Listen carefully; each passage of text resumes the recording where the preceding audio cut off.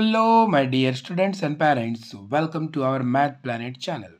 मंथन प्रज्ञाशोध सामान्य परीक्षा इयत्ता चौथी विषय गणित यामधील जे 5वे प्रकरण आहे भूमिती त्यातील 8वा उपघटक आहे सममिती आणि त्या सममिती म्हणजे सिमेट्रिकल या सिमेट्री यावर आधारित एक्झरसाइज नंबर 35 म्हणजे व्यवसाय नंबर 35 आज आपण सॉल्व्ह करणार आहोत. सममिती हा अतिशय सोपा घटक आहे, परंतु त्याकडे सोपा घटक म्हणून दुर्लक्ष करून चालणार नाही, कारण त्याला अवघड प्रश्नालाही तितकेच मार्क असतात आणि सोप्या प्रश्नाला सुद्धा तितकेच मार्क असतात. त्यामुळे आपल्या दृष्टीने प्रत्येक घटक हा अतिशय महत्त्वाचा आहे. तसे सोपे प्रत्येक घटक सोपेच आहेत, परंतु त्यात सममिती हा खूपच सोपा आहे, तरी आपण त्याला कव्हर करूया. आता सममिती म्हणजे काय? सममितीला इंग्लिशमध्ये सिमेट्रिकल असं म्हटलं जातं, म्हणजे त्याचे दोन समान भाग करणे.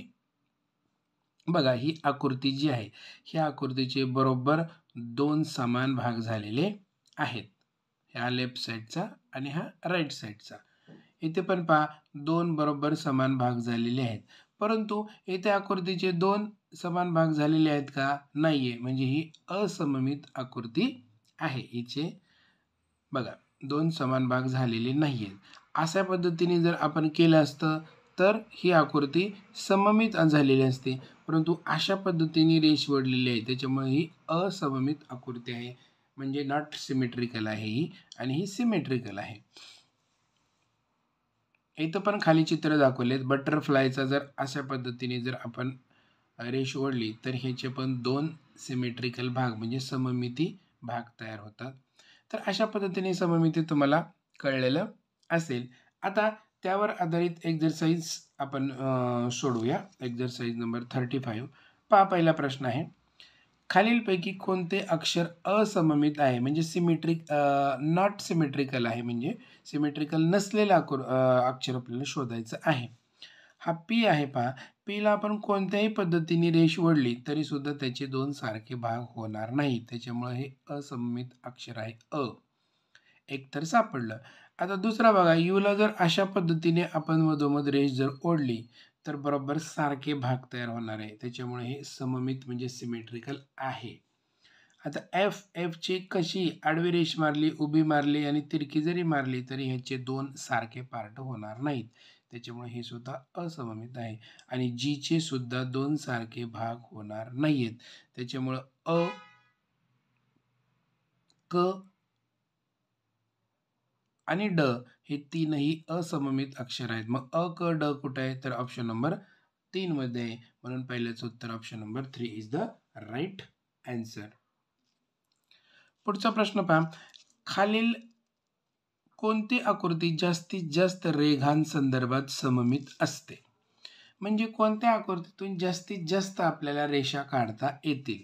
आता चौरसाचा जर विचार केला आपण, चौरसाच्या चारही बाजू ह्या सारख्या असतात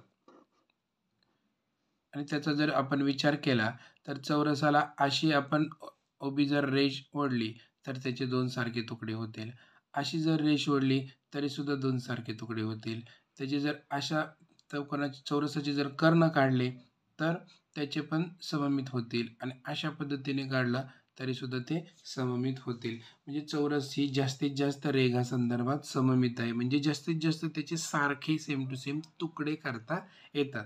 त्रिकोणाच्या बाबतीत पाहिलं तर त्रिकोणाच्या बाबतीत आपल्याला जास्त तुकडे मिळणार नाहीयेत. वर्तुळाला मात्र कितीही रेषा काढा, वर्तुळ जो आहे असा, त्याचे कितीही रेषा काढल्या, कशाही पद्धतीने आपण वर्तुळ कापलं तरी सुद्धा वर्तुळाचे सममित भागच होणार आहेत, त्याच्यामुळं वर्तुळ सुद्धा जास्तीत जास्त सममित होणार आहे. पंचकोन हा सममित होणार नाही जास्तीत जास्त, त्याच्यामुळे जास्तीत जास्त रेघांसंदर्भात पाहिजे आपल्याला, त्याच्यामुळं आणि क म्हणजे चौरस आणि वर्तुळ, म्हणजे आणि क कुठे आहे? तर ऑप्शन नंबर 1 ला आहे, आणि ऑप्शन नंबर 1 हे त्याचं उत्तर आहे. पुढचा प्रश्न बघा, खालीलपैकी कोणती आकृती असममित होऊ शकेल, म्हणजेच ती सममित, बघा असममित म्हणजे नॉट सिमेट्रिकल कुठली होणार आहे. आता विषमभुज त्रिकोणाचा जर विचार आपण केला तर विषमभुज त्रिकोणाच्या बाबतीत त्याच्या तीनही बाजू ह्या वेगवेगळ्या असतात, त्याच्यामुळं आपण कोणत्याही पद्धतीने ह्या पद्धतीने रेष ओढली काय आणि ह्या पद्धतीने रेष ओढली काय सेम टू सेम त्याचा तुकडा होणार नाहीये. म्हणजेच आपण जर असा कापला काय आणि असा कापला काय दोन सारखे तुकडे होणारच नाहीयेत.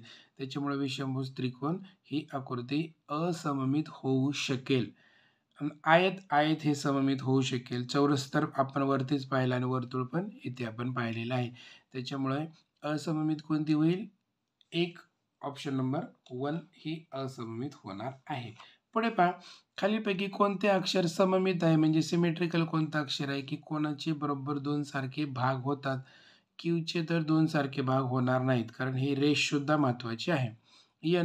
ला जरी कापला आपण जरी कापला तर ह्याचा एक उलटा भाग आणि हा खाली सुलटा भाग होणार आहे. त्याच्यामुळे सेम टू सेम होणार नाहीत. यसला जर आपण नीट पाहिलं तर यसचे दोन्हीही पार्ट हे सारखे नसतात. बऱ्याच मुलांना वाटतं की यस कापला तर तो सिमेट्रिकल होईल. यसचा जर बघितला आपण तर वरची बाजू थोडी मोठी आणि खालची थोडी छोटी आणि खालची बाजू थोडी मोठी असते. तुम्ही यस नीट पहा. त्याच्यामुळे त्याचे सारखे भाग होत नाहीत.